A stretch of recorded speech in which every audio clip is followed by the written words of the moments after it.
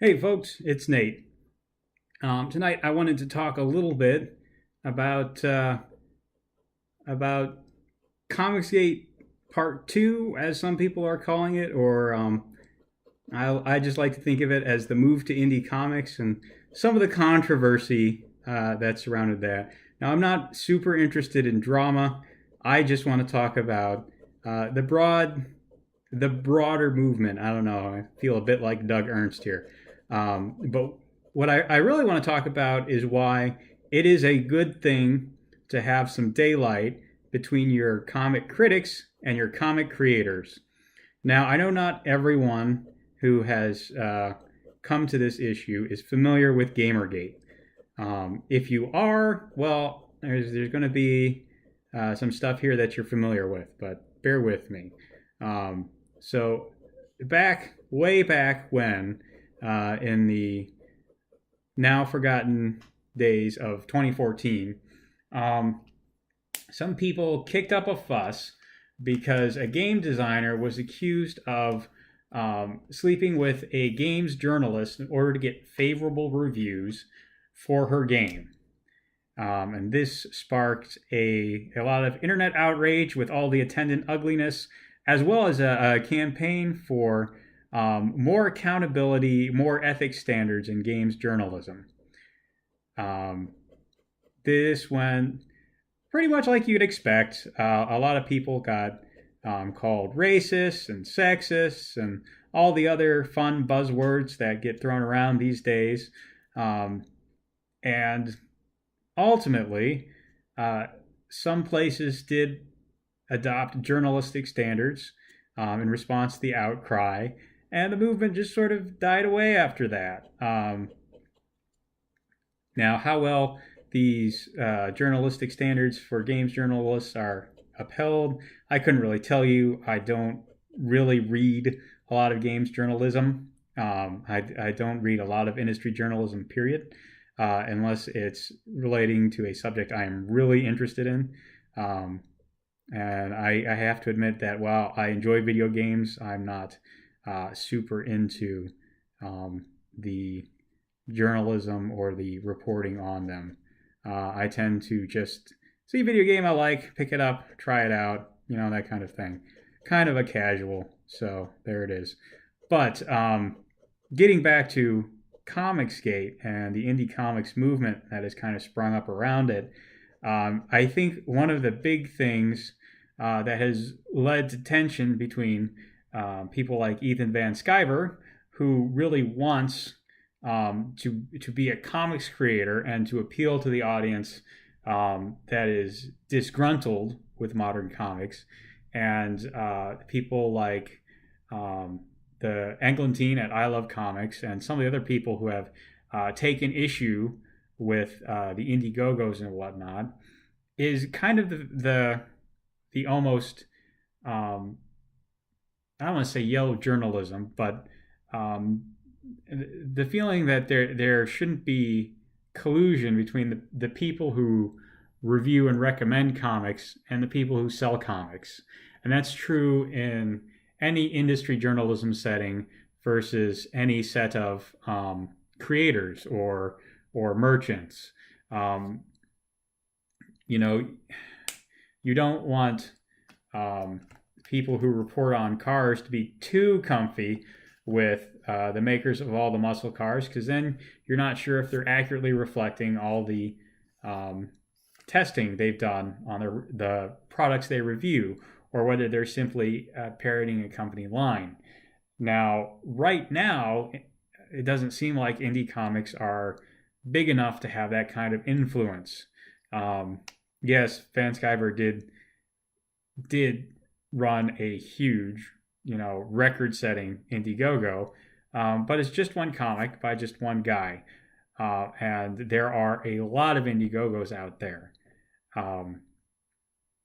But it's better, I think, to avoid the appearance of impropriety that could come from having critics and producers too comfy. And I think that people like I Love Comics are kind of trying to stake out their turf to a certain extent. They want Comicsgate to be the hashtag or the movement that really tries to hold comic creators accountable. Now, I know a lot of them, it seems like, just want to focus on the big two. They don't want, you know, indie comics, not even large indie companies like Image, to be too too big a part of their remit, if you will. They just want to look at the comics they have stayed with their whole life, and that's fine. Um, but at the same time, comics reviewers who are pushing comics sight unseen, like Cyberfrog or Jawbreakers, um, these guys are the standards that you would expect from people who try and cover an industry. If they're friends with Zach, or if they're hanging out on live streams with you and shilling your product, it's not a good look. You don't look like a trustworthy person in these situations. Now, I know that right now, when all the Comicsgate channels are small, that's perhaps not as big a deal. It's kind of accepted that people know each other and they shill for their friends. And what's the harm in it? But if you look at the history of YouTube, a lot of that has gone on, and it's almost always gotten out of hand. So I don't think it's bad that some of the top critics, I don't know if top critics is the right word, but if some critics choose to distance themselves from the creators, I don't think that's a bad thing. Assuming they actually do reviews of the products, that gives a lot more credibility to those reviews. At the same time, the people, I like diversity in comics. You boys act, feel them right there. But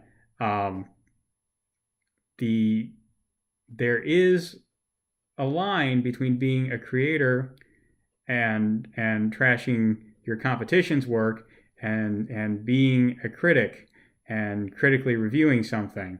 I think that's, I'm not here to give business advice or legal advice to anyone, but I think that's something Zach has to be careful of as he goes forward.